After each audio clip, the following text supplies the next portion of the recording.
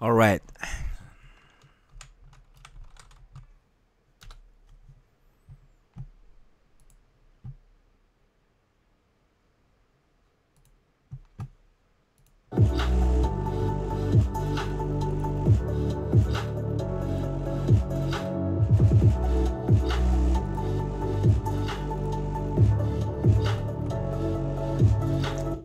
All right. So, very very rainy day, guys.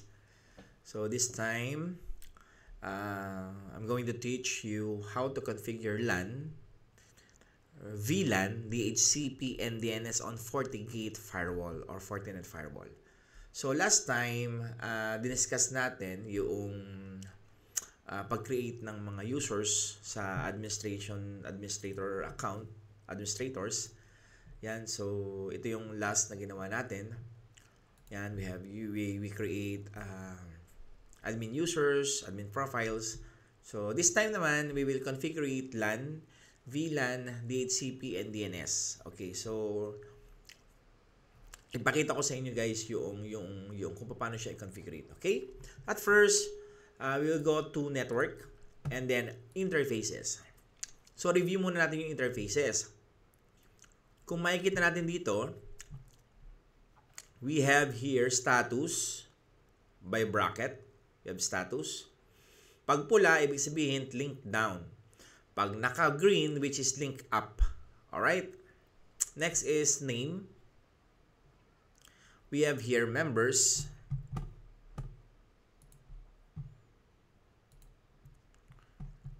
And then we have here IPNet mask. Yan yun. Kung makikita nyo. Diba? We have here type. Anong type ng ano? Then, access. And then, references. Ayan. So, yan yung makikita nyo dyan. So, when creating a LAN, so, pagka ganon, we will go first in create new.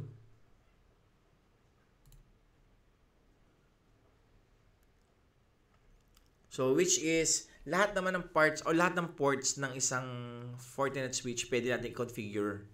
Alright. Pwede natin siyang i-configure.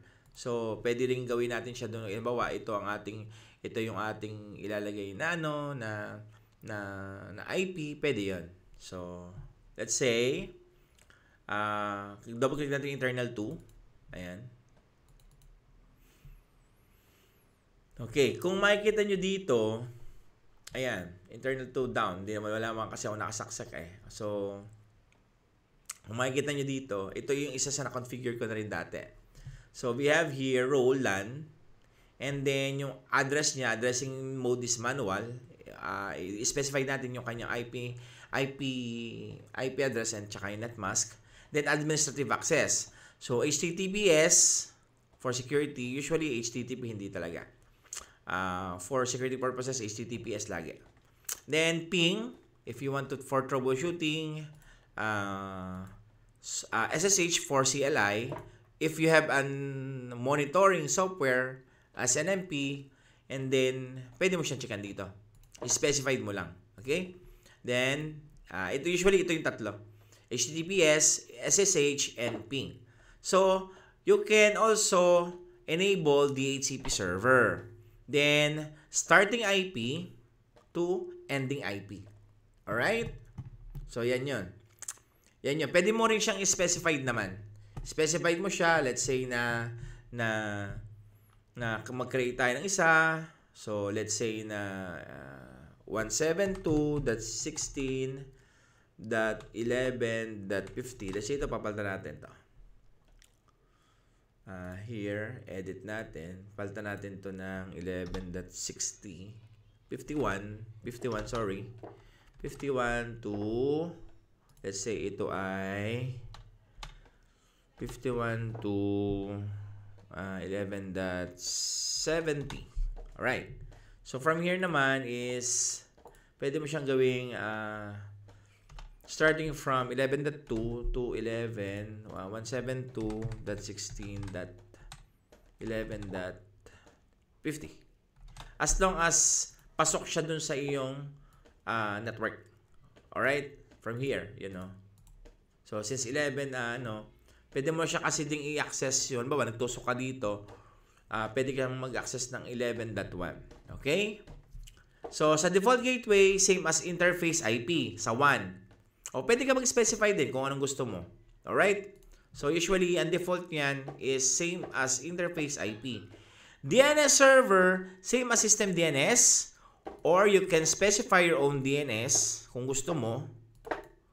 Or, yan, specify mo. Halimbawa, meron kang isang DNS server. So, you can specify it here. Or sometimes, or usual, you can specify it 8.8.8.8, which is Google. DNS address ng Google. Ayan. So, as a default, same as system DNS. Ayan.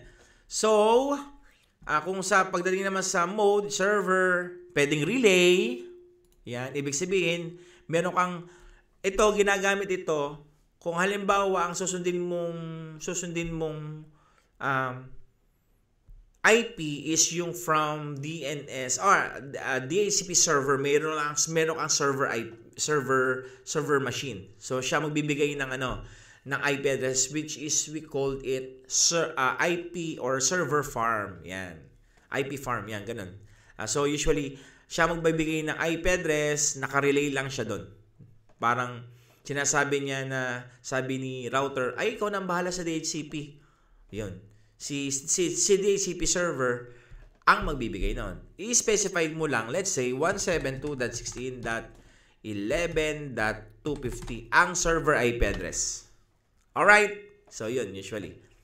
Yan yung ginagamit yung DHCP relay. Pero kung may server ka, at ito susundin mo si Fortinet, lagyan mo lang server. Okay? Same as a system time. Siyempre. Ayan. And then, yun, usually yun lang. And then, comments, kung gusto mo mag-comments, and then interface is enabled, then okay mo lang. Alright? Ayan. Ayun. So, okay? So, sa internal test, ito naman, let's say ito, kung halimbawa, ito yung mismong internal natin, which is yung mga switch port natin, sa interface members, internal LAN 1 lamang. Ngayon, from here, let's say ito, internal number 2, naka-create na tayo. It means, yung port number 2, pag tinusukan mo ng isang device, ang ibibigay niya IP address is 172.16.11.1. Okay? So, yun. So, internal 3, ito yung port number 3. Yan. Pwede ka mag-create dito. Yan. Alright? So, specify mo lang LAN. Then, since pagpalagay mo dito ay ito ay para sa AP. Yan. Access points. And then, we have here address, which is, lagay natin 173.17.12.1/24. Ayan. HTTPS. And then, ping. Access ulit natin. Then, CLI. DHCP server, yun ang mangyayari dyan. So, 173.17.12.2 ended up to 173.17.12.254. Okay? So, katulad ng sinabi ko, default gateway, same as interface IP. Ito yun. And then, DNS server, kung meron kang DNS server, specify it. Kung wala, same as the system DNS, which is the default. Okay? Same also. You have mode, relay. Kung meron kang DHCP server, you can do it. You can change it. Okay? At siya yun ang masunod. Alright. And then, you can comment and you can create comments and then enable, then okay. So, ayan. Alright. So, yan yun. So, internal number 2. Okay? Ayan. Then, same as internal number 4, we can create also. Ayan. Just to double check it. Ayan. Pagpalagay, ang internal number 4 will be VLAN. VLAN, nakikreate natin yan. Iaabang ko na siya. Okay, let's say VLAN 10. Ayan. Yan yung ating i-align mamaya. LAN, syempre, we have here 180.18.11.1/24. HTTPS, same as CLI and ping. DHCP server enabled, so starting from 180.18.11.2 and then ended up to 180.18.11.254. Alright?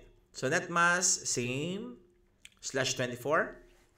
Gateway, specify it, or same as interface IP, same as DNS, system DNS, and then create a comment and then okay. Ayan. So from here, naka-create na tayo ng, we have internal 1, yung gamit ko ngayon. Internal 2, ito yon. Internal 3 is AP. Dito mo ilalagay yung isang switch na pwedeng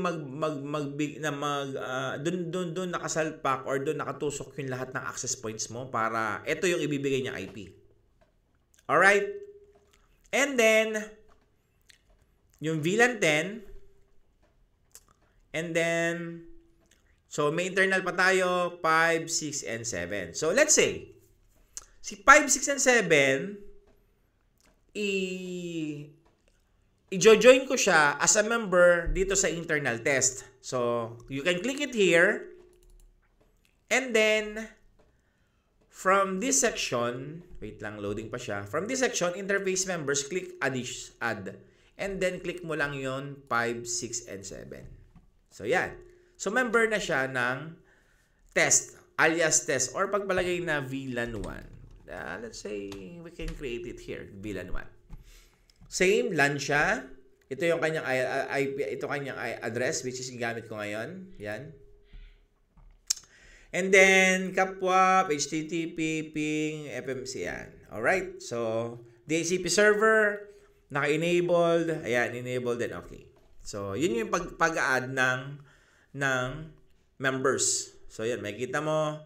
Kasi yung, kung makikita mo, kung makikita natin guys, 234 ay may kanya-kanya ng IPs. Alright?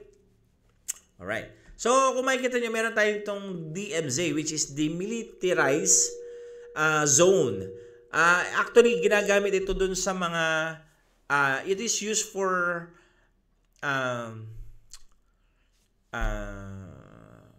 server, ano nga ito, web servers, yan, DNS servers, yan, email servers. Usually yung mga trusted and untrusted.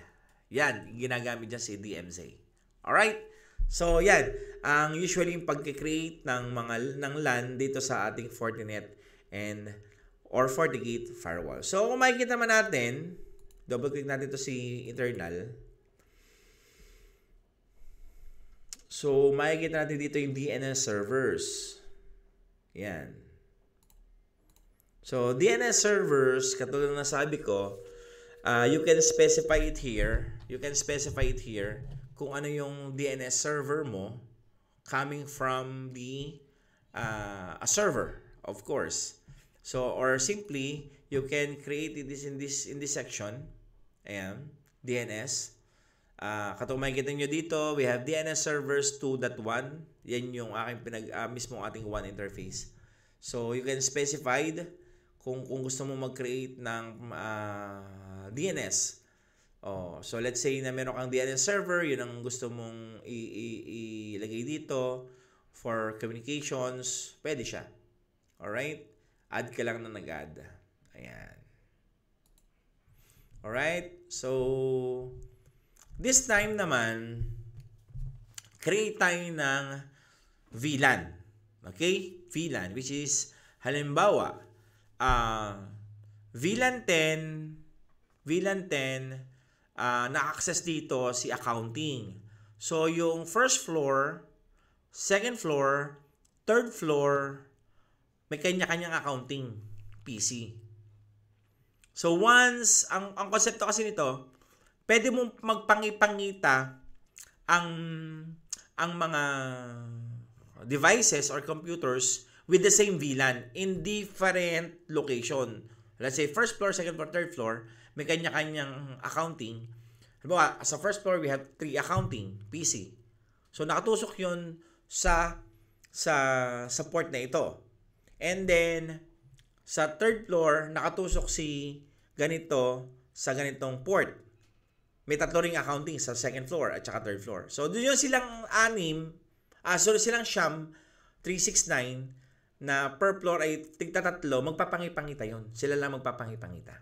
Okay? From that, we can create it here. Create new interface. And then type is VLAN. Type is VLAN.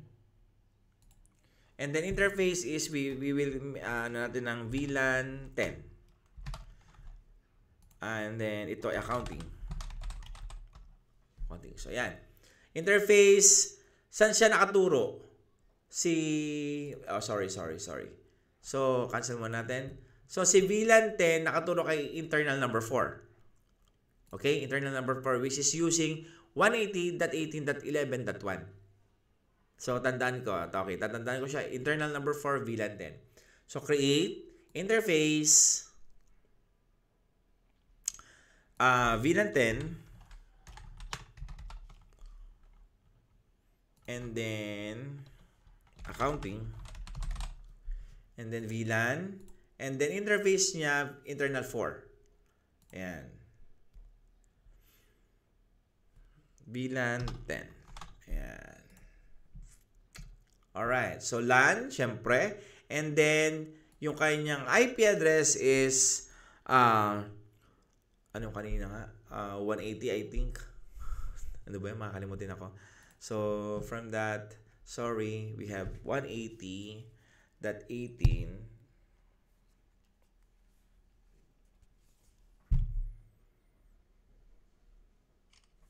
So, we have here 180.18.11.25. Yan, .11.1. So, ulit-ulit natin. Interface. Sorry guys, medyo makakalimutan din ako. We have here VLAN 10. We have here accounting. We have here internal 4. Gawin natin 10. And LAN is 180.18.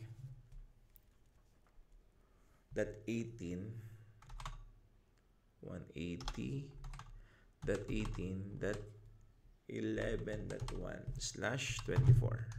Isa yung IP niya. And then we have HTTPS.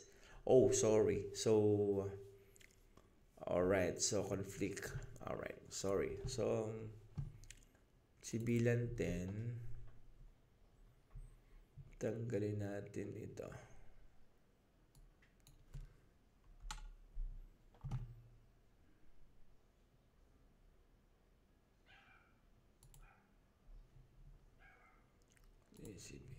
Ayan. So,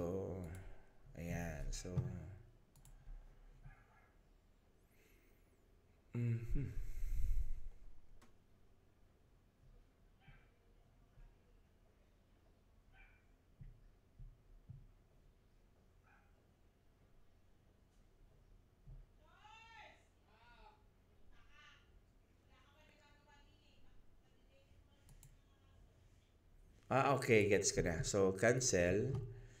So, we have here, nakita ko na yung issue. So, interface, pasasama ko siya dito. And then, ayan, kailangan siya maging member. Or simply gawin ko lamang siya from here.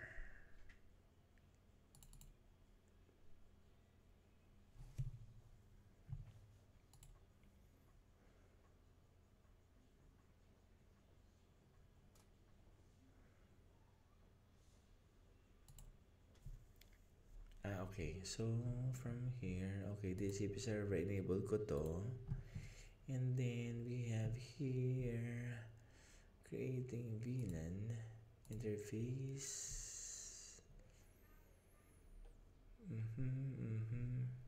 So, addressing, which is HTTPS. Okay, VLAN na, VLAN 10.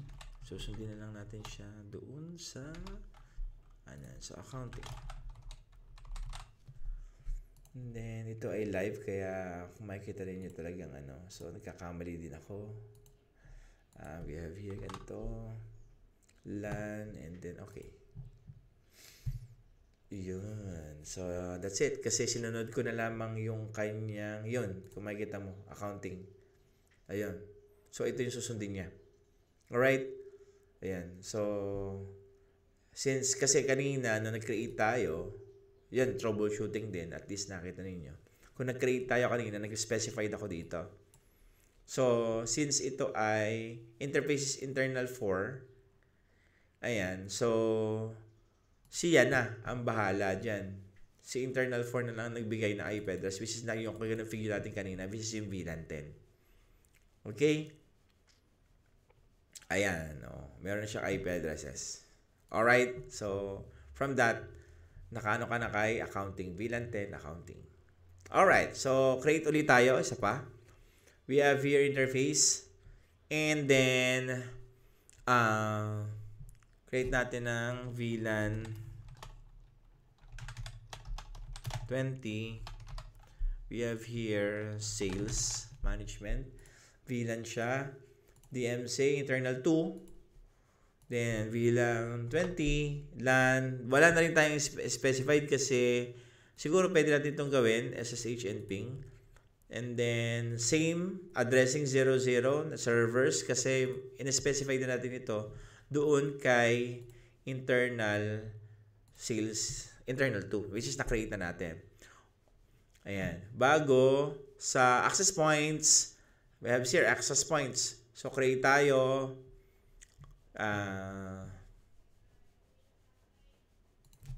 VLAN 30 AP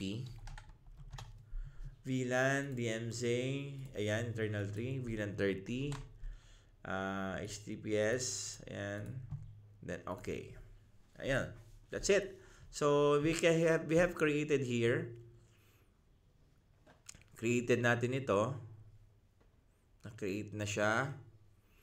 And then, from here, VLAN 20, VLAN 30. So, I will try.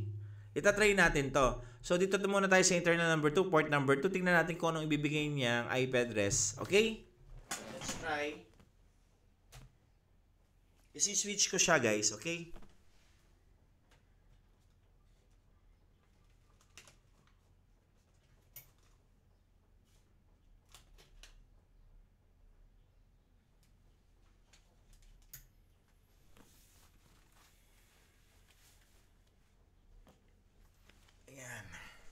So, yan yung live.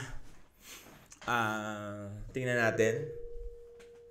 Dapat, kalalabasan niya is 172.16.11.1.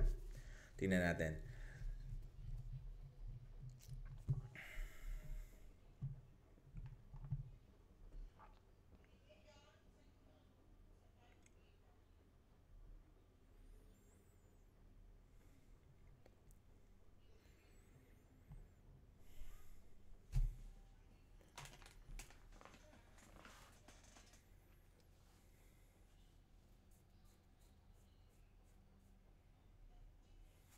So, nakita nyo guys yung troubleshooting natin kanina, di ba? Kung makikita nyo, so, tingnan natin. Kanina is, we've checked it here.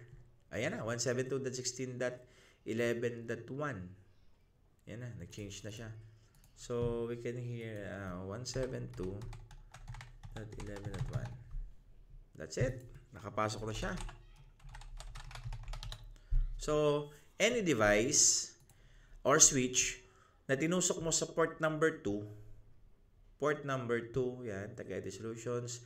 Ang binigay sa akin IP address is 11.2. Systems, administrator, sorry, networks, interface. And here, we have up, sales, VLAN, ayan. So, same naman yan. Alright? VLAN 20.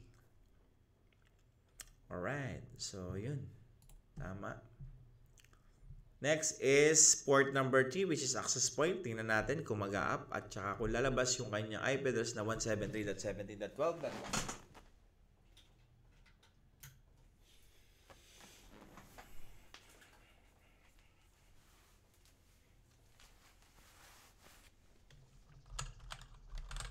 This is live talaga. So, tingnan natin ulit kung anong ibibigay na IP address. Yun. 173.17.12.1. Let's try. 173.17.12.1. 173.17.12.1. Tama ba? 173.17 https /173.17.12.1.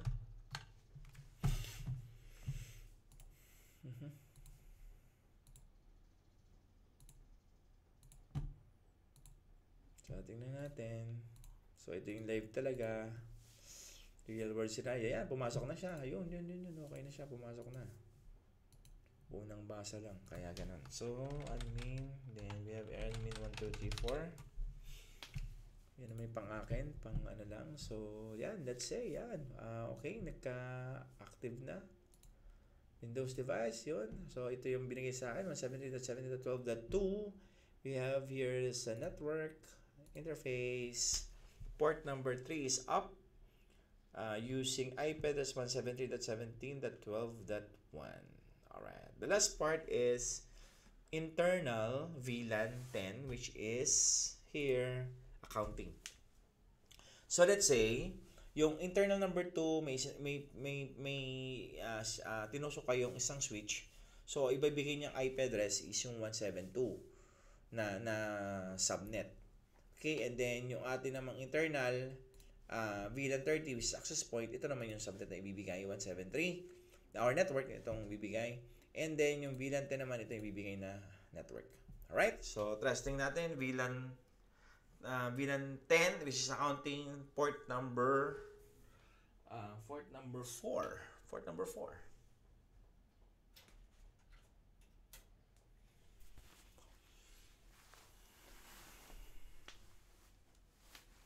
So this is live na configuration natin. So sa isang machine talaga. Ayan. So ayan guys. So 180.18.11.1 disable, refresh natin. Here details, yun 180.18.11.1. 180.18.11.1. Sorry, HTTPS.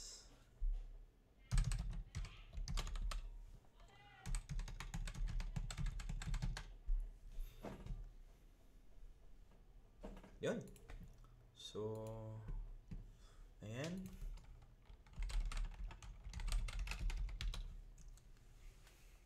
Later. Network interface up ang number 4, up 180. So okay siya, may internet ako. Okay, wala pala internet na. Okay, anyways, so ito yung sample niya. Then ayan. Okay, this time naman we will create this one. Okay? So, kung makikita natin sa internal VLAN 1, Meron tayo dito internal na 5, 6, 7 na hindi pa configured. Okay? So ngayon, we will create VLAN from that port. Pero yung internal niya gagamitin is 192.168.1.99. Alright? So create interface VLAN. Pagpalagay ng VLAN 40. Ito ay manager. So VLAN DMZ, which is internal, yung ating port, unang port kasi kasama siya doon. Then we have here 40 LAN, specify natin IP address na ilalagay. So we have here 173.18.1.1/24. Then HTTPS, yan, ping. Ayan. Okay, 193.18. Okay. So that is VLAN 40 manager. So, let's say nagtusok ako ngayon dito sa VLAN sa port number 5. Tingnan natin kung anong IP address na ibibigay niya. Okay? Alright. Kung makikita nyo, dalawa yung IP address, so kita mo nyo. So, nahiwalay siya, VLAN 40 sa manager. So, try ko dun sa port number 5.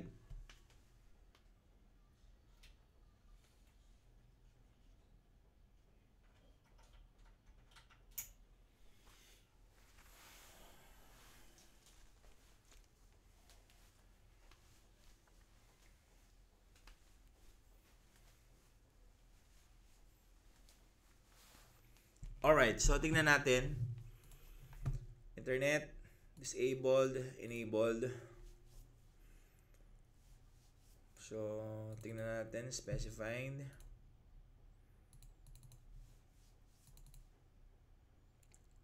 Okay, may internet. So, wala ito pa din. Kasi isa siya dun sa interfaces niya.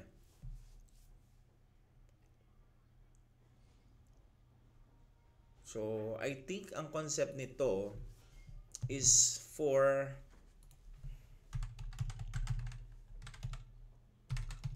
VLAN sa switching na. Kung makikita nyo kasi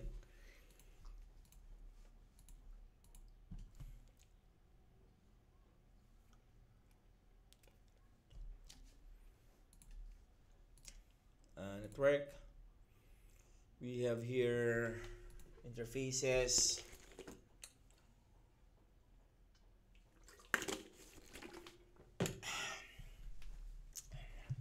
Kung makikita nyo guys, meron akong 5 here na magkakasama sila doon. Kung makikita nyo dito guys, magkakasama sila sa interface members. Ayan.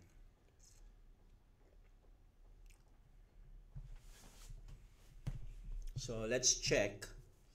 So, hindi nasunod at why. So, I think yung reason nun is nako-cover na ng internal na VLAN 1 yung kanyang interface as a member. So, 1, 5, 6, and 7 is interface member siya ng VLAN 1, which is coming from this IP address. Although we created this type of VLAN, I think for managing components siya. Alright? So, let's try 193.18.1.1.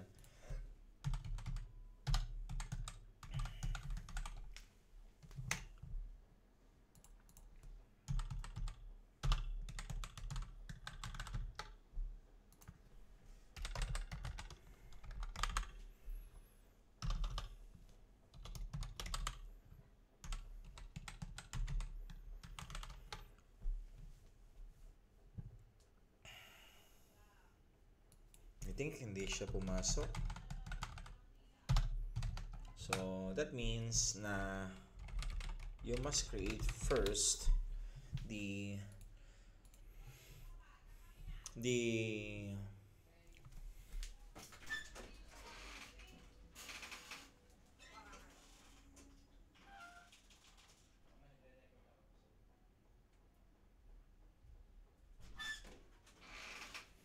So, as you can see, yung network and interfaces na create natin kanina is accreted from what we have did in VLAN. So, create ko muna, sineparate ko na lang yung interfaces and then I create it as a uh,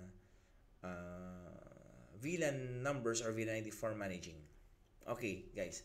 So, I think this is it. So, I think okay ako. Okay tayo sa pagmamanage ng or pag-an ng ating